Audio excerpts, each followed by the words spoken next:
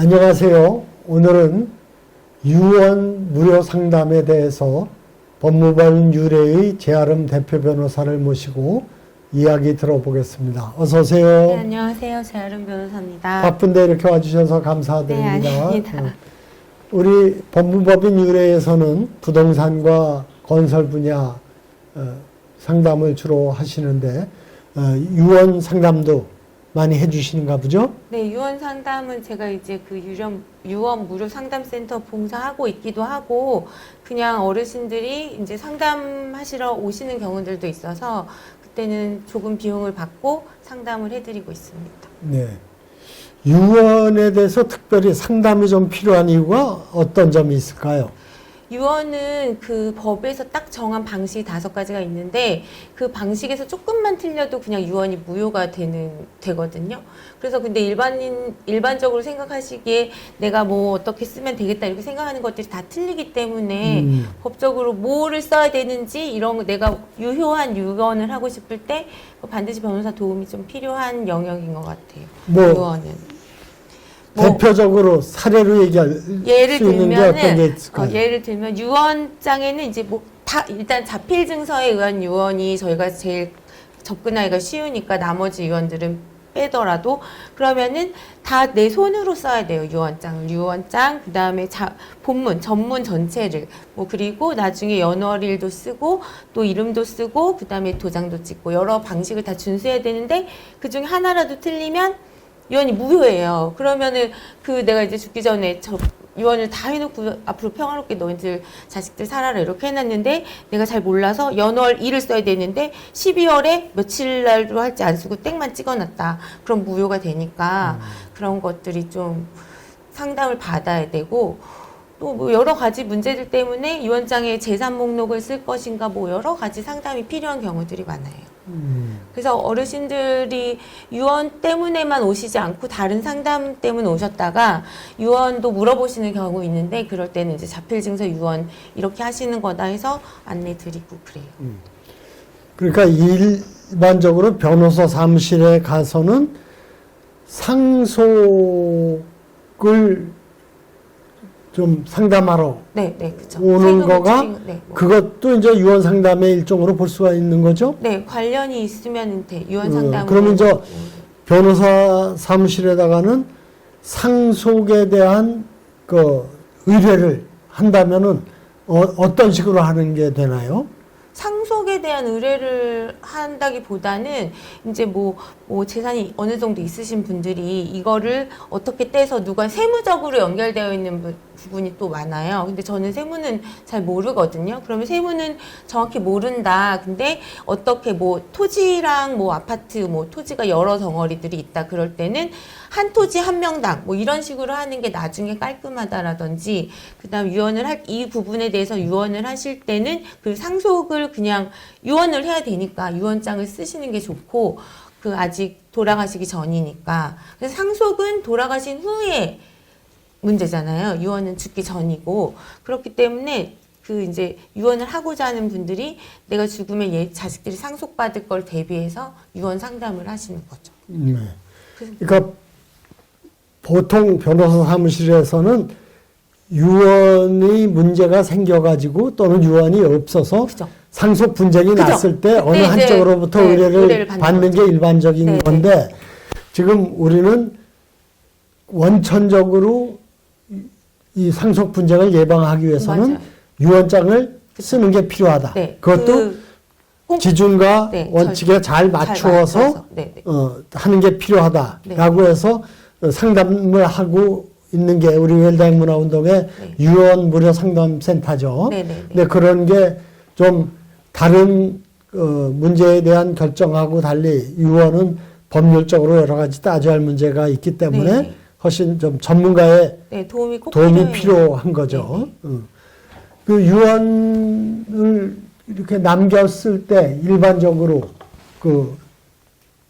문제가 되는 것이 지금 그런 요건에 안 맞는 것들이 안 맞을 때 그게 문제예요. 이를테면 이름을 쓰고 도장을 찍지 않고 서명을 해도 안 되는 다 그런 도장 거죠. 찍어야 돼요. 아까 얘기하신 게 날짜를 정확하게 안 쓰는 것도 문제고 그러면 마찬가지로 이를테면 내가 사는 아파트도 무슨 동 아파트 네. 이렇게 하면 안 되겠네요. 정확하게 주소를 다 동호수. 써야, 동호수를 다 쓰고 이렇게 써야 되고 그것도 있어요. 재산이 되게 많은 거예요. 어떤 사람이 나눠주고 싶은, 유언으로 주고 싶은 재산이. 그러면은 뭐 쭉 쓴 다음에 별지, 재산 목록은 별지 첨부 이렇게 해서 별지를 첨부했는데 별지를 다 타이핑했다. 그러면 안 돼요. 자필로 다 써야 돼요. 예, 그러니까 별지 첨부라고 하는 건 상관없는데 뒤에 별지에 있는 재산 목록도 다 손으로 써야 된다. 뭐 그런 게 있죠. 재산이 많으신 분들은 자필 증서하면 안 되겠네. 쓸 게 많아요.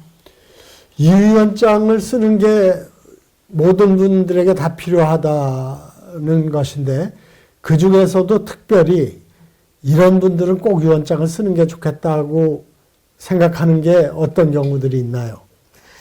일단은 재산이 많으신 분들은 꼭 쓰시는 게 일단 좋고, 그리고 재산이 뭐 엄청 많지 않아도 뭐 자식 수는 뭐 그러니까 내가 생각했을 때 재산 덩어리가 내가 자식이 3명인데 뭐 이게 3분의 1로 나누게 되면 뭔가 애매할 때들이 있잖아요. 그럴 때는 유언장을 쓰시는 게 좋고, 저는 특히 유언장을 쓴다면 1인 가구인 분들이 유언장을 쓰는 거가 좀 필요하다고 생각해요. 왜냐면 이제 뭐 자식이 이제 자녀가 있는 사람은 유언장 안 써도 법에서 공동 상속, 뭐 상속인한테 지분별로 다 나눠지게 돼 있잖아요. 근데 1인 가구 이제 혼자 살다가 죽었는데 뭐 무연고사가 아닌 이상 친구들도 있고 그럴 거잖아요. 그러면은 얘가 죽었는데 뭐 어떤 생각으로 이 지금 남은 짐들은 어떻게 해주길 바라는지를 써놓으면 이제 유언 집행자도 정할 수 있거든요. 유언장을 쓰면서.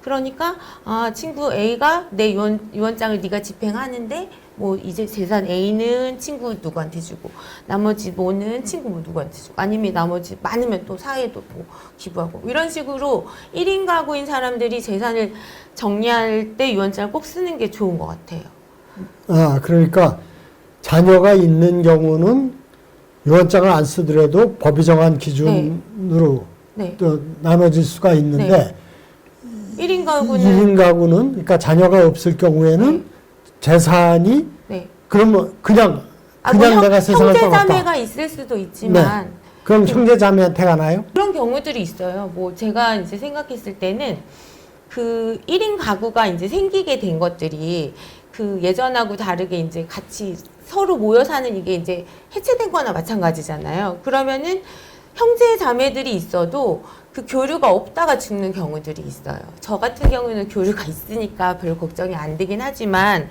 교류가 없다가 죽었는데 그 이제 내 형제들하고도 교류가 없었는데 그치 동생의 자녀가 와가지고 이제 뭐 이모 거라고 하면서 뭐 다 가져가고 뭐 이런 일이 생긴단 말이에요. 근데 사실 나는 그 형제자매들하고는 교류가 없었지만 내가 다른 데서 다른 사람들과 교류를 하면서 지냈을 수 있잖아요.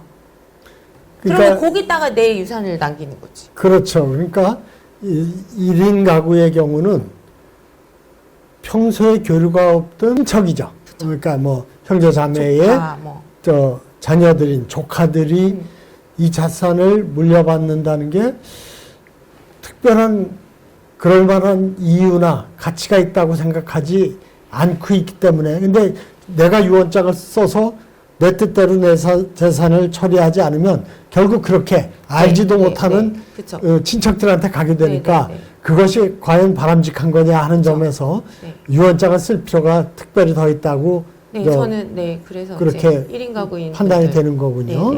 그리고 실제 그런 사례가 실제 있었어요. 제가 이제 맡은 사건 중에 그 가족 형제자매들이 많은데 한 분만 연락을 끊고 사시다가 혼자 돌아가셨나 봐요. 그랬는데 경찰에서 이제 다른 형제자매들한테 연락을 했는데 이분이 평소에 뭐 돈이 많게 살았는지도 모르고 아무것도 모르고 그러니까 장례 절차 하기에 귀찮으니까 그냥 무연고 처리해달라고 경찰한테 얘기를 했나 봐요. 근데 이제 경찰에서 이분 예금도 있고 뭐 보험도 있고 막 이렇게 하는데 라고 이제 얘기를 했더니 이제 형제들이 그동안 연락 안 하고 지낸 형제들이 다 달려들어서 이제 그 집이랑 예금이랑 보험이 있었거든. 실제 몇 억 넘게.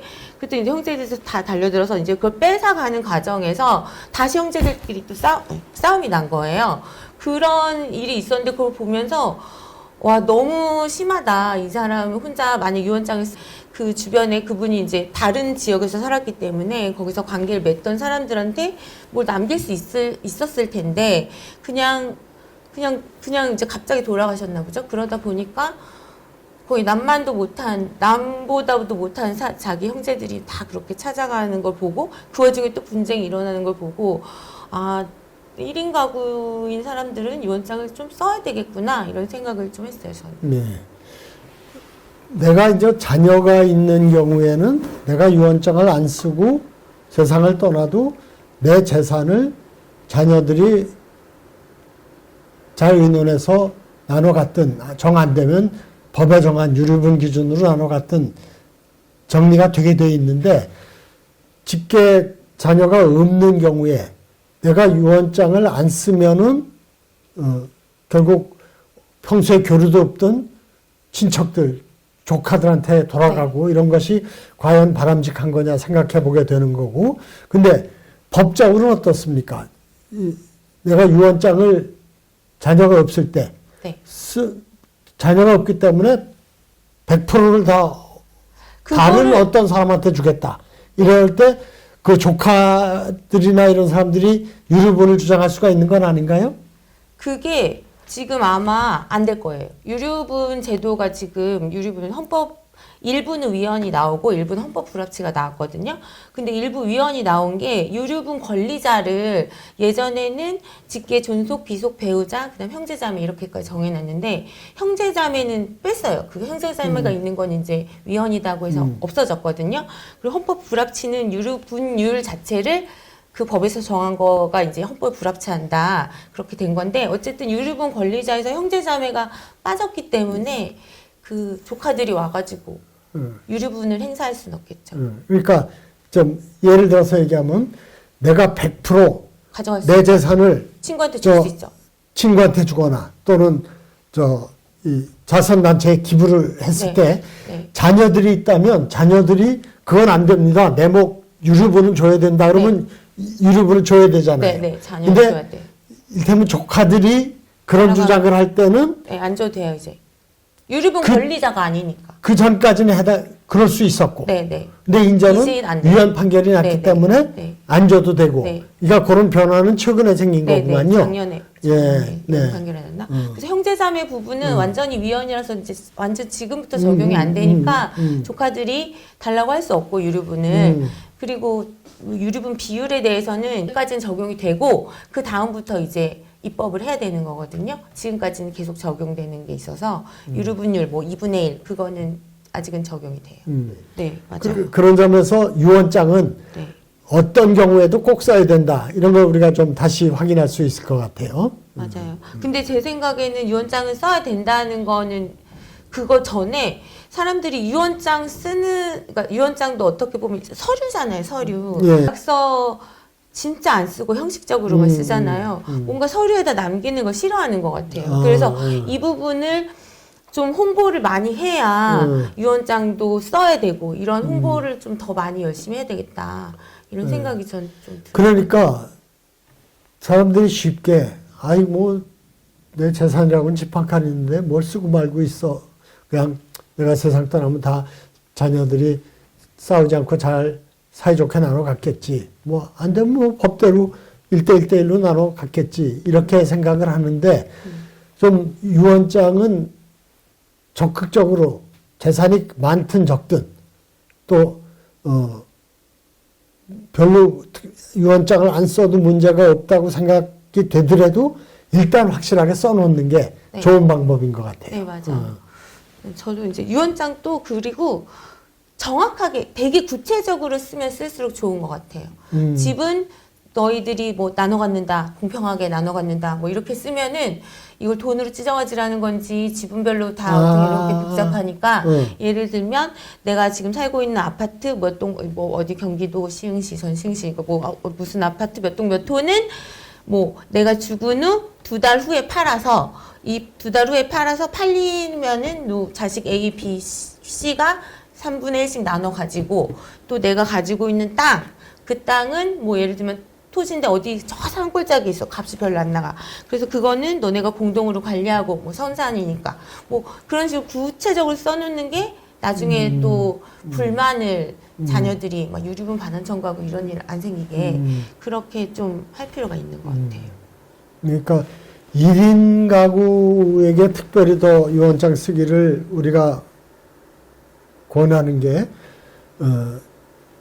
자식이 있는 경우에는 그냥 일반적인 관례대로 일정한 비율로 나눠 가지면 되는데 그렇지 않은 경우는 내가 내 재산을 어떻게 처리할 것인지 결정해 놓지 않으면 그야말로 보도 듣도 못했던 친척 또는 조카가 와서 받아가게 되고 이런 것은 과연 머릿속으로 한번 내가 유언장을 쓸까 생각할 때 이런 경우가 과연 바람직한 건가 한번 생각을 해보면 아 그건 좀 너무 허망하지 않느냐.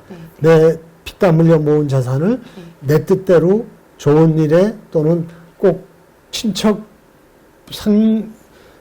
교류도 없던 조카보다는 친한 친구나 동생이나 뭐 이런 게 더 주는 게 의미가 있을 수도 있겠죠. 그래서 유언장을 쓰기를 우리가 권하는 것이고 또 1인 가구의 문제인데 요즘 우리 제 변호사의 삼촌이고 나한테는 친구가 되는 우리 재정원 신부가 돌아가셨는데 그 돌아가시는 과정고 나서 유품을 정리하면서도 소감이 있었던 것 같아요. 네, 맞아요.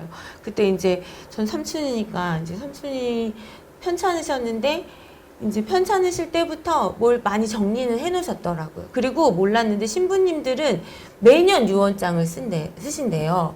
그래서 해마다 쓰시는데 삼촌한테서 이제 발견된 유언장은 그 최근이 아니었어요. 2008년인가가 이제 돼서 그 유언장으로 뭘 했는데 뭐 좀 미흡했던 부분은 그 삼촌의 어떤 재산이 많지 않으니까 뭐 어떤 거는 뭐하고 뭐는 뭐하고 이렇게 돼 있는데 제가 유품을 정리하다 보니까 삼촌이 굉장히 꼼꼼하신 성격이어서 일기 그 다음에 어디 갔을 때 계획 그 다음에 강론 준비 이런 서류 이런 자료가 굉장히 많더라고요. 근데 그거를 누구한테 가져가라고 유언장에 없는 거죠. 근데 이제 저는 이제 제가 가져오고 싶었죠. 그거 이게 이제 그래서 이제 나중에 뭐 일부 수첩은 누가 가져가고 뭐 일부 뭐 강론집은 누가 가져가고 나머지 아무도 안 가져간다 그러는 건 이제 버렸어요. 근데 마음이 너무 안 좋더라고요. 그때 보면서. 그래서 아 나는 죽을 때 내가 소중하게 생각하는 거 죽을 때까지 갖고 있는 거는 소중하게 생각하는 거잖아요. 그 전에 버려버리는 건 상관없지만 그러면 이것들은 어떻게 처리해 달라고라도 유언장에 써야겠다. 태워버리라든지 아니면 일기는 너 가져가라든지 이렇게. 그래서 삼촌 돌아가셨을 때 그 유품 정리를 굉장히 꼼꼼히 나중에 내가 죽었을 때 이것들을 어떻게 할 것인가 써놓으셨지만 그래도 미흡한 부분이 있더라. 그래서 굉장히 조카 입장에서 어떤 건 가져오고 어떤 건 버리고 이러면서 마음이 좋지 않았다. 그런 이제 경험이 있었어요. 1인 신부님들도 1인 가구잖아요. 그러니까 누가 돌봐주지 않고 자기 혼자 다 써놔야 되는 거죠. 그렇죠. 내가 소중하고 의미 있는 것을 나만 알기 때문에 정확하게 기록을 해놓지 않으면 그 가치나 의미가 전달되기가 어렵죠. 그래서 결국은 내 손때 묻은 소중한 유품들이 그냥 청소업체가 쓰레기로 가져가는 참 안타까운 일이 벌어지죠. 그래서 너무 속상할 것 같아요. 일본에서 그러한 거에 대한 어떤 각성이나 성찰 때문에 유품 정리업이라는 게 지금 일본은 생겼습니다. 쓰레기로 가져가는 그 슬픈 일을 막기 위해서 유품을 유품답게 잘 정리를 하는데 그것도 내가 써놔야 돼요. 그렇죠.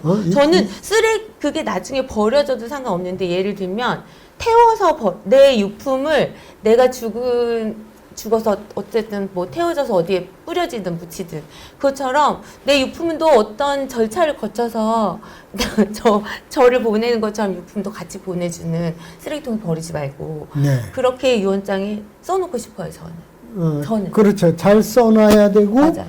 그것을 잘 이행해줄 유품 정리업이 이런 서비스도 발달이 돼야 나중에는 됩니다. 될 것 같아요. 근데 지금은 네, 그냥 유언 청소업체가 뭐, 쓰레기로 네. 가져가는 네, 게 네. 현실이기 때문에 네. 예, 안타까운 네, 맞아요. 일이죠.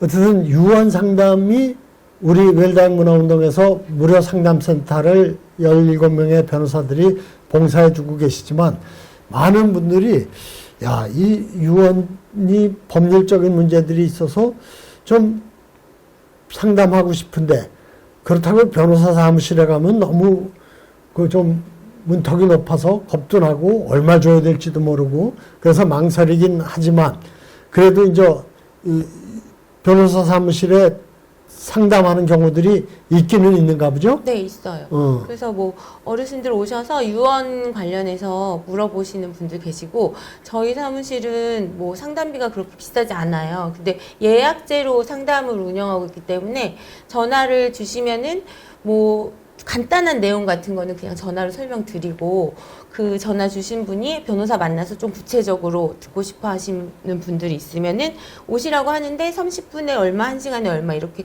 비용 뭐 엄청 싸요. 비싸지 않아요. 그리고 그렇게 해서 오시는 분들이 이제 있고 그 저희는 사무실이 시흥시에 있어서 그 서초동처럼 이렇게 어렵게 생각하지 않으시는 분들이 또 있는 것 같아요. 근데 시흥시에 있든 서초동에 있든 변호사 사무실은 문턱이 높다고 많은 시민들이 생각을 하죠. 근데 지금 제 변호사 말씀대로 전화 상담, 전화로 문의해서 간단한 상담이 가능하다. 그것이 또 뭐 몇백만 원이 아니라 뭐 10만 원이나 또는 20만 원 같은 소정의 상담료를 지불하고 내가 궁금하고 좀 구체적으로 알고 싶은 거를 상담할 수 있다면 또 이를테면 유언장을 내가 써갖고 그쵸? 가서 검토받아도 되죠. 검토받을 수가 있을 네, 거 아니에요. 네, 네. 또 신뢰할 수 있으니까. 그런 점에서 좀 변호사 문턱도 낮출, 사무실 문턱도 낮출 필요도 있지만 또 그 적극적으로 우리 변호사 사무실들이 우리가 그렇게 문턱이 높지 않다, 비싸지 않다 이런 걸 좀 그 변호사 협회 이런 데서도 홍보하고 그러면 좋을 것 같아요. 네, 좋을 것 같네요. 네. 사람들이 많이 올 수 있고. 예. 변호사 사무실에 주로 의뢰하는 건 유언장을 안 써서 맞죠. 분쟁이 생겨가지고 형제가 또는 부모 자식 간에 아주 원수처럼 돼가지고 장난 아니게 싸워요. 다투는 상태에서 의뢰가 오는 거 아니에요? 그죠? 그런 게 그러니까, 이제 오니까 아 이거 유언장 썼으면 이 정도까지는 아닐 건데 그래, 그런 게 진짜 있겠네요. 좀 많아요. 별것도 아닌 건데 그래서 저희는 근데 하나 무슨 사건이 있었는데 지금 진행 중인데 그건 좀 안타까운 게 있어요. 그 이제 돌아가신 분이 유언을 하셨어요. 근데 녹음에 의한 유언을 한 거예요. 녹음. 이제 비디오, 핸드폰 카메라로 영상을 찍은 거예요. 근데 녹음에 의한 유언도 요건이 또 까다로워요. 뭐가 해야 되는데 증인이 필요한데 증인은 이해관계가 없는 사람이어야 돼. 상속과. 그런데 이제 아들이 내가 자식 둘을 데려놓고 증인을 하면 안 되는 거예요? 돼요. 모르는 딴 사람, 저 이해관계 없는 사람들이 와서 해요. 그러니까 그 증인을 모시는 게 얼마나 힘들겠어요. 그러니까요. 그러니까 보다 현실적이고 또 이 현대화된 사회에 맞는 유언 방식도 적극적으로 이제 도입할 필요가 있는 것 같아요. 해야 될 것 같아요. 그리고 그분이 그 녹음을 하신 이유는 그 정신은 온전하신데 몸이 이제 불편하셔서 누워 계셨어요. 근데 이제 유언은 해야 되겠는 거예요. 손자한테 뭐를 주고 싶은 거예요. 아들이 아니라. 그리고 손자한테 뭐를 집을 하나 주셨거든요. 근데 이제 고모들이 그 집을 왜 손자한테 주냐, 우리 건데 원래 아빠가 안 줬으면. 그러면서 이제 유류분 반환 청구하고 손자는 이제 고모들이 상속인이니까 법정 상속인이니까 소유권 넘겨와야 되니까 그것 때문에 막 이제 소송하고 막 이런 건데 그거 보면은 아빠, 그러니까 돌아가신 분이 돌아가시기 전에 유언장을 잘 썼다거나 아니면은 조금만 상담만 한번 그 녹음하기 전에 영상 찍기 전에 변호사 사무실 전화해서 내가 이거 하려고 하는데 어떻게 하면 되냐 물어보기만 했어도 그게 지금처럼 이렇게 분쟁으로 막 크게 될 일이 아니거든요. 그래서 저는 유언장을 쓰는 시기도 그래서 중요한 것 같아요. 어르신들이 근데 참 저도 엄마한테 유언장 써라 지금부터 쓰세요 막 이렇게 얘기하기가 쉽지 않아요. 왜냐면 엄마 입장에서 뭐야, 내가 곧 죽을 거라고 생각해서 너 나한테 지금 유언장 써놓으라 그러냐 이렇게 생각하실 수 있잖아요. 그러면 이제 그게 아니라 정신이 가장 온전할 때 쓸 수 있게끔 그런다. 그럼 뭐 내가 곧 치매 걸릴 것 같아? 막 이렇게 되는 거죠. 그러니까 근데 왜냐면은 내가 언제 치매가 될지 모르고 치매 진단을 받은 초기에만 써도 된다 하더라고요.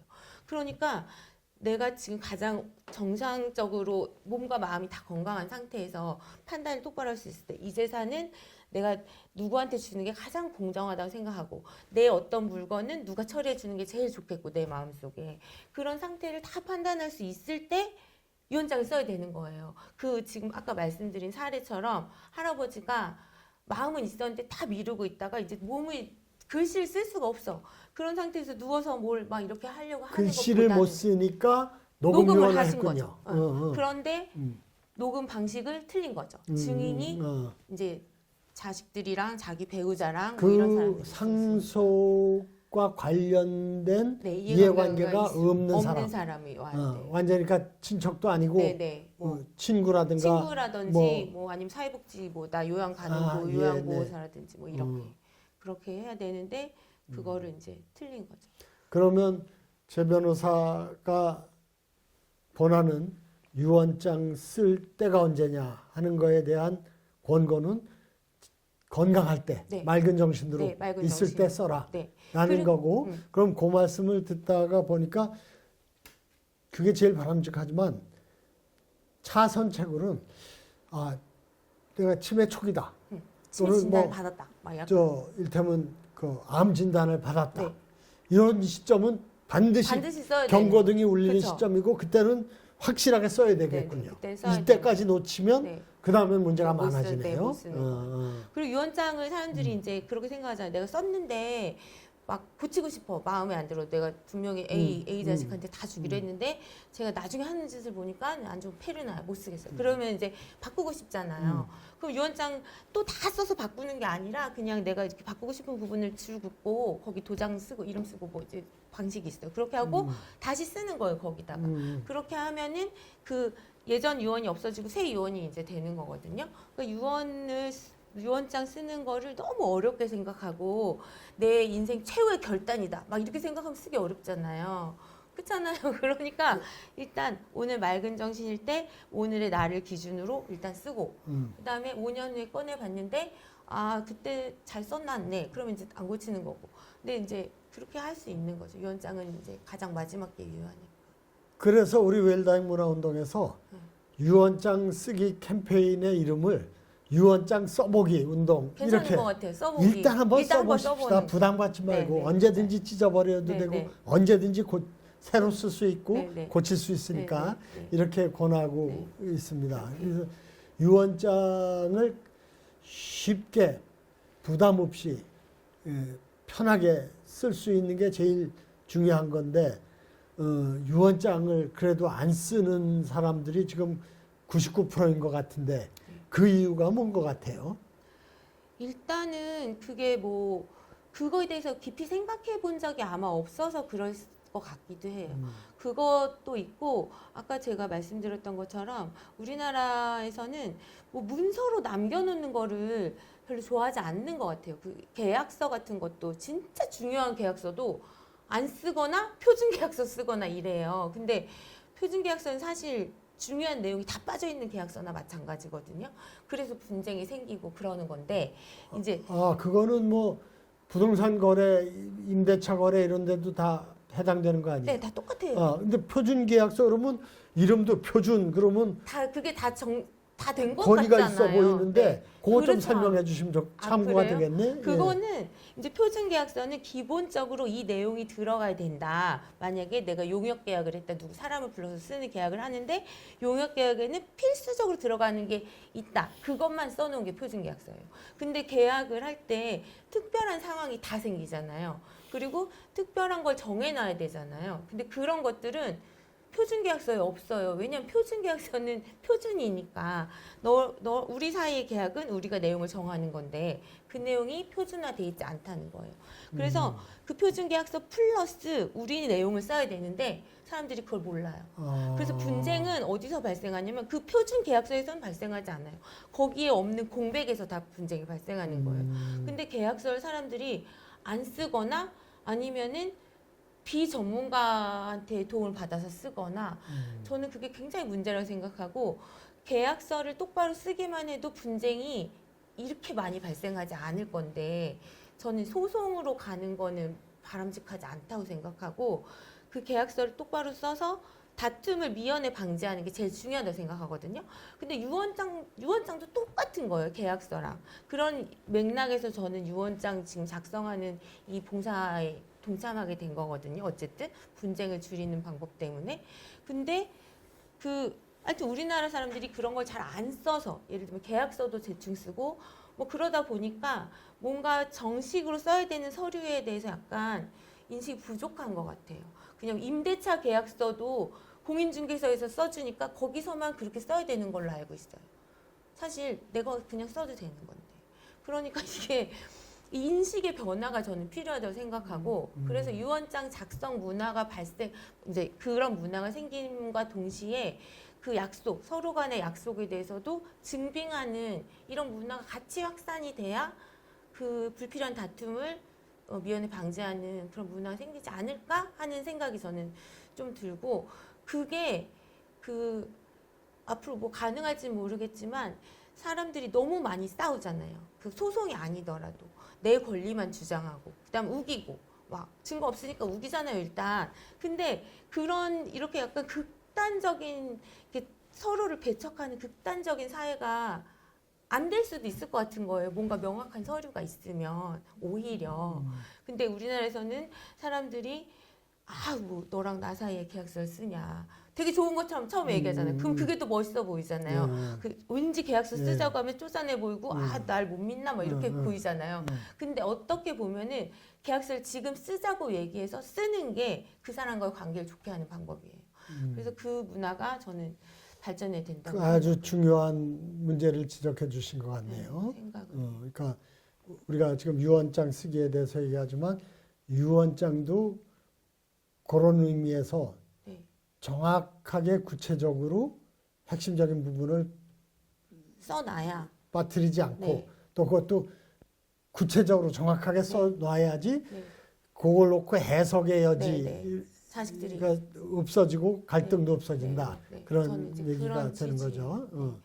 그래서 유언장 우리가 아는 자필로 쓰고 다 내가 내 이름 쓰고 도장도 찍고 자필 증서 같은 경우에 그 방식도 중요하지만 내용도 중요해요. 그래서 그 방식이 인터넷에 다 나와 있다고 해서 그것만 가지고 난 제대로 된 유언장을 쓸 수 있겠다 이렇게 생각하시기보다는 지금 웰다잉 지금 저희 이제 여기서 무료로 상담해 드리고 있잖아요.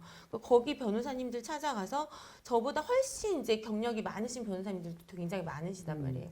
그런 변호사님들이 다 무료로 설명해 주시니까 내가 이런 재산이 있는데 이거를 분쟁이 발생하지 않게끔 잘 유언장을 쓰고 싶다. 그럼 어떻게 하는지 좀 알려달라. 그럼 방식뿐만 아니라 내용까지 변호사님들이 도움을 드릴 수 있잖아요. 그러니까 그런 것들을 활용하시고 뭘 쓰시는 게 좋다. 유언장도 그렇고 계약서도 그렇고. 저는 이제 그런 생각을 해요. 그런 점에서 좀 경험하시거나 들으신 사례, 유언장을 부정확하게 써서 발생한 문제들, 그리고 또 유언장을 썼으면 문제가 없었을 일을 안 썼기 때문에 생기는 문제들, 이런 게 좀 소개해 줄 게 있을까요? 유언장을 썼으면 문제가 안 생겼을 거는 아니고, 유언장을 썼으면은 좀 간단해졌을 것 같은 사건이 지금 하나 하는 게 있거든요. 그거는 좀 웃기다기보다는 돌아가신 분이 예전에 땅을 누구한테 사셨대요. 근데 등기를 안 넘겨받은 거예요. 되게 예전에 사셔갖고 이제 등기를 넘겨오긴 힘들고 뭔가 이제 돈을 내고 샀을 거 아니에요. 그래서 돈을 이제 돌려달라고 등기를 안 주니까 뭔가 해결을 해야 되는 과정에서 그 분이 돌아가신 거예요. 그래서 자녀들이 그 내용은 대충 알고 있는데 뭐가 명확한 게 하나도 없는 거예요. 엄마가 돌아가신 돈이 가고 돈이 간 흔적은 내용은 있겠죠. 그 흔적만 있고 네. 땅을 샀다는 흔적은 없는 거예요. 계약서는. 그 대신에 뭐더라?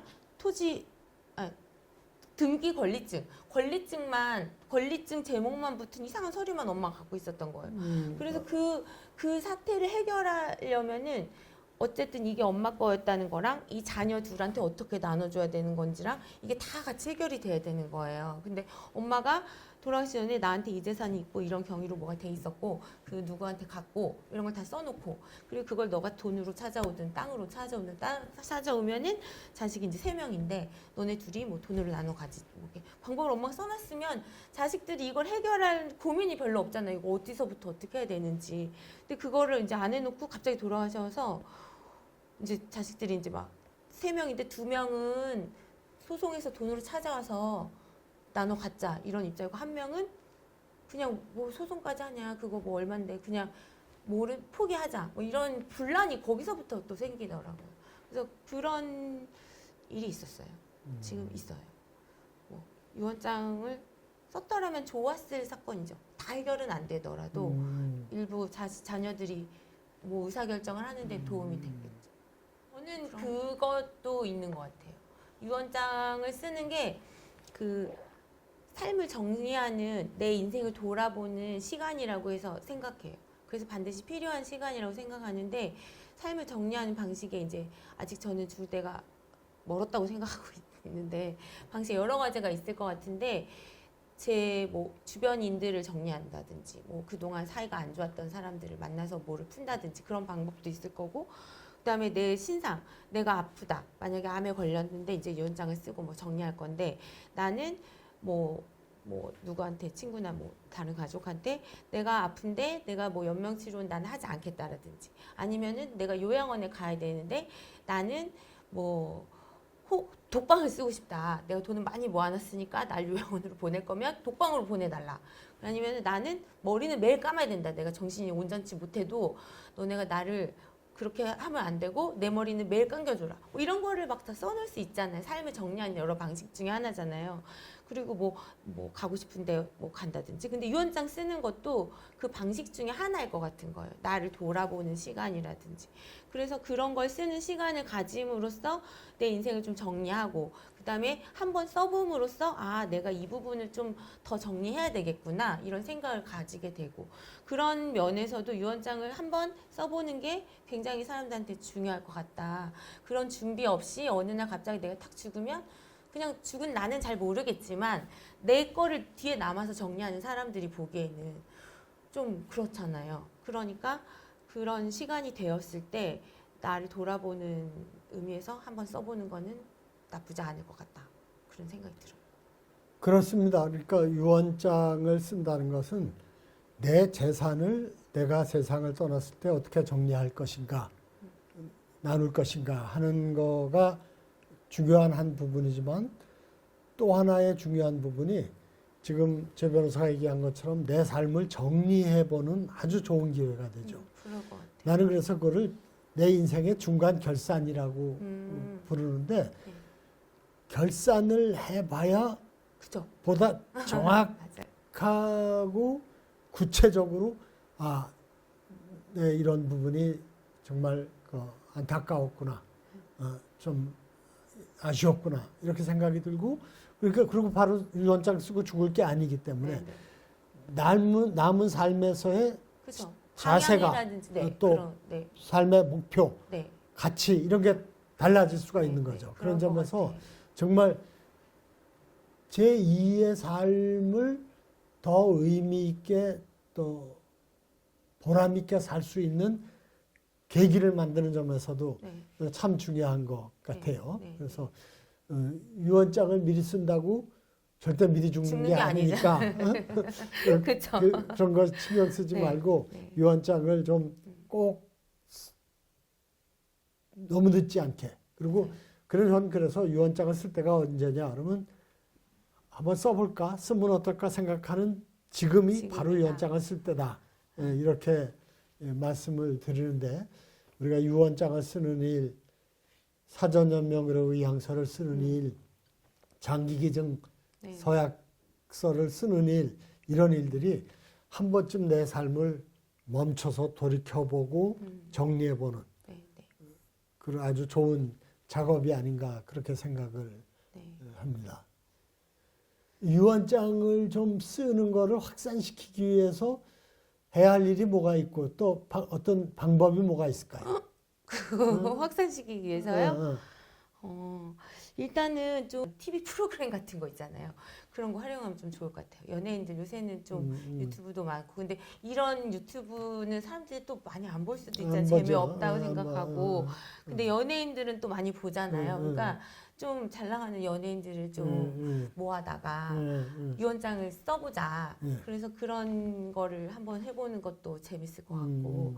그리고 그 젊은 연예인들 불러서 하는 것도 괜찮을 것 같고, 그 연세 드신 뭐 유명한 윤여정 선생님, 또 이순재 부부, 뭐 김영호, 뭐 여러 분들 계시잖아요. 손숙 뭐 이런 분들. 그래서 모아서 자, 어르신들 앉았어요. 지금 오늘 유언장 써봅시다. 이렇게 하고 뭐 젊은 연예인 하나 앉혀놓고 그런 거 하면 재밌을 것 같은데, 유재석이 사회 보고 그러면 될 것 같은데. 그렇잖아요. 그럴 것 같네요. 네, 그런 거 한번 해보고. 그리고 저희 그 웰다잉 문화운동 거기에 손숙 선생님도 계시지 않아요?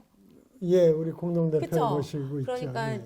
한번 전화하셔가지고 대표로 나오셔서 친한 좀 아래 동생 유명한 애들이 좋아하는 연예인 몇 명 데리고 나와서 한번 해보시라고. 여기 유튜브에 한번 오시라고 하시면 연예인 데리고.